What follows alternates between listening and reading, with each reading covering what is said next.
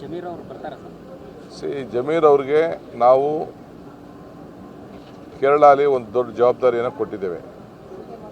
ಅವರು ನಮ್ಮ ಸ್ಟಾರ್ ಪ್ರಚಾರಕ್ಕಿದ್ದಾರೆ.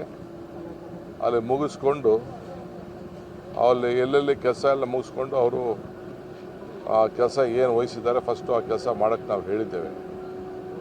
ಇನ್ನು ಬೇರೆ ಎಲ್ಲ ಮೈನಾರಿಟಿ ಲೀಡರ್ಸ್ ಕೂಡ ಇಲ್ಲೇ ಇದ್ದಾರೆ.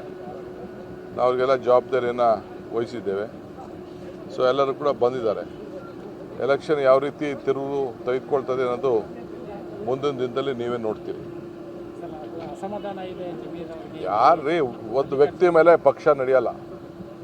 ಡಿ ಕೆ ಶಿವಕುಮಾರ್ ಮೇಲೂ ನಡೆದಿಲ್ಲ, ಸಿದ್ದರಾಮಯ್ಯನವ್ರ ಮೇಲೂ ನಡೆದಿಲ್ಲ, ಜಮೀರ್ ಮೇಲೂ ನಡೆದಿಲ್ಲ, ಯಾರ ಮೇಲೂ ನಡೆದಿಲ್ಲ. ಪಕ್ಷದ ಸಿದ್ಧಾಂತದ ಮೇಲೆ ಇವತ್ತು ನಮ್ಮ ಕಾರ್ಯಕ್ರಮಗಳ ನಡೀತದೆ. ಚುನಾವಣೆಯಲ್ಲಿ ಇವತ್ತು ನಾವು ಮೊದಲಿಂದನೂ ಕೂಡ ಎಲೆಕ್ಷನ್ ಮಾಡ್ಕೊಂಡು ನಾವು ಬರ್ತಾ ಇದ್ದೇವೆ. ಮೈನಾರಿಟೀಸ್ಗೆ ಸಹಾಯ ಮಾಡಬೇಕು ಅಂತಲೇ ನಾವು ಕೊಟ್ಟಂಥ ಕೊಡುಗೆ BJP ಕೈಲಿ ಇದೊಂದು ಮುಸಲ್ಮಾನರ ಪಕ್ಷ ಅಂತೇಳಿ ನಾವೆಲ್ಲ ಬಯಸ್ಕೊಂಡು ನಾವೆಲ್ಲ ತೆಗೆದುಕೊಳ್ತಾ ಇದ್ದೇವೆ. ಆದರೆ ನಾವು ಅವ್ರನ್ನ ರಕ್ಷಣೆ ಮಾಡಬೇಕಾದ್ದು ನಮ್ಮ ಕರ್ತವ್ಯ. ಆ ದೃಷ್ಟಿಯಿಂದನೇ ಇವತ್ತು 3 ಬಾರಿ ಇಲ್ಲಿ ಇವ್ರಿಗೆ ಜಬ್ಬಾರ್ ಅವ್ರಿಗೆ MSc ಸ್ಥಾನನ ಕೊಟ್ಕೊಂಡು ಬಂದಿದ್ದೇವೆ.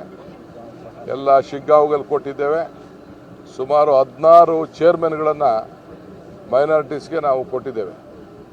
ನಾವೇ ಅವರಿಗೆಲ್ಲ ಕೂಡ ಹೆಚ್ಚಿಗೆ ಆಲ್ಮೋಸ್ಟ್ ಈಗ ನಾಮಿನೇಷನ್ ಮಾಡಿರೋಂಥ ಪೈಕಿ ಆಲ್ಮೋಸ್ಟ್ ಸುಮಾರು 20-25% ಅಷ್ಟು ಮೈನಾರಿಟೀಸ್ ಲೀಡರ್ಸ್ಗೆ ನಾವು ಹೊಸ ನಾಯಕರುಗಳನ್ನು ನಾವು ತಯಾರು ಮಾಡ್ತಾ ಇದ್ದೇವೆ.